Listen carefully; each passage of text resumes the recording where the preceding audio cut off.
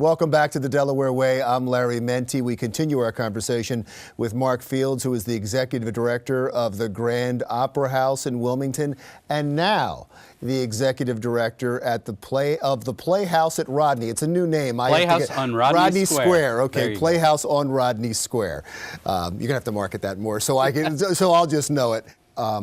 Walk me into it. What do I see as I walk in? Well, the Grand Opera House is just this beautiful space. It's one of the 10 oldest opera houses in the United States, still in operation as a theater. It was built in 1871.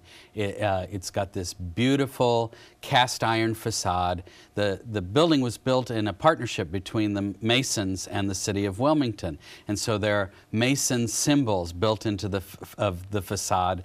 And then inside, it's just this beautiful Victorian theater. What makes it an opera house is the horseshoe shape of the seating. So the seating wraps around the auditorium, which moves people closer to the stage, and it's beautifully painted with a mural of the Muses on the ceiling and chandeliers, and it's this wonderful combination of beauty and acoustics. We love to tell a story that Tony Bennett once performed there, and he had them turn off all the mics and all of the amplification equipment, and he had all of his musicians put down their instruments, and he said, I performed all over the world, and this is one of the most beautiful places I've ever performed, acoustically and physically. Let me show you what I mean. And he sang a song unaccompanied a cappella from the foot of the stage, and you could hear it from every seat. And we hear that all the time, Larry, from artists who come and perform. They love to play the Grand. It's intimate. Delaware audiences are very receptive, and quite frankly, we treat our artists very well. We don't treat them like commodities. And they appreciate that, and artists come back and perform for us over and over again when they could play in much larger venues. Beyond the region, though, is there a national reputation for the Opera House? There is, and it's growing. Because of this, Steve Bailey, who used to be our executive director, is now our head of programming. He didn't go anywhere, so we've maintained this team that's been running the place for the last 8 years. He has been a road manager for artists. He has managed artists' careers, and so he's well known within the business. He's highly respected. He's well connected. And over the last 8 years that we've been running the Grand, he has gradually brought in a number of just really preeminent artists, like the White Stripes and Willie Nelson and Straight No Chaser and Elvis Costello. And each one of those artists that have come in has created a bit of a cascade effect. They go and they tell their manager, I really love playing the Grand.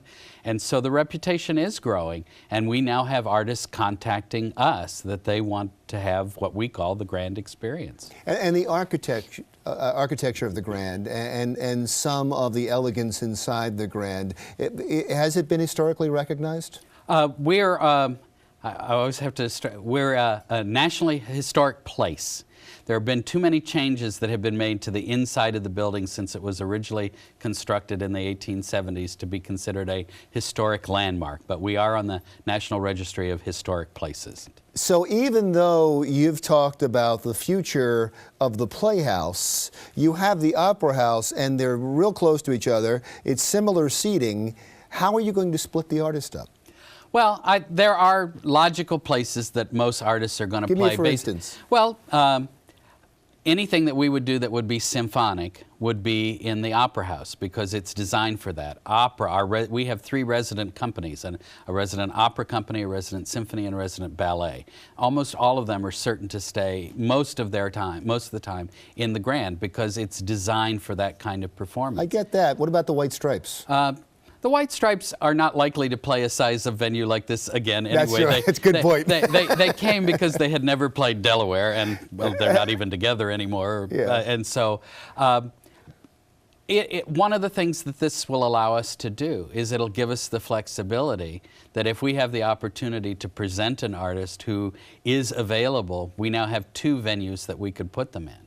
And part of what we're going to test over the next couple of years is what works best in which place. You're not going to treat the Playhouse like an adopted child now, absolutely are you? Because your love probably is the... With a full Broadway schedule in there, there are going to be plenty of people going to the Playhouse as it exists right now, and that will continue. Just quickly, but we're running out of time now. What can people come to see now? What would you like to promote now? Well, there are 3 musicals at the Playhouse coming yet this spring. Peter and the Starcatcher, which played on Broadway recently, is a prequel to Peter Pan.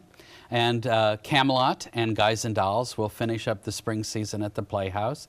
At the Grand, we have Ron White coming, the stand-up comic from the Blue Collar Tour. We have isn't it funny? I've been thinking about the Playhouse so much. I haven't given a lot of thought to what's playing at the Grand. We've got the Chieftains, the greatest Celtic band in the entire world. How about this? Where can they go online to find out more about it? TheGrandWilmington.org is the site for the Grand, and DuPontTheater.com is the site for the Playhouse. But eventually, it will all be on one website. All right, let me see if I can get this right. Mark Fields, thank you for coming in. The Thank you, Executive Larry. Director of the Grand Opera House and the Playhouse on Rodney Square. You got it.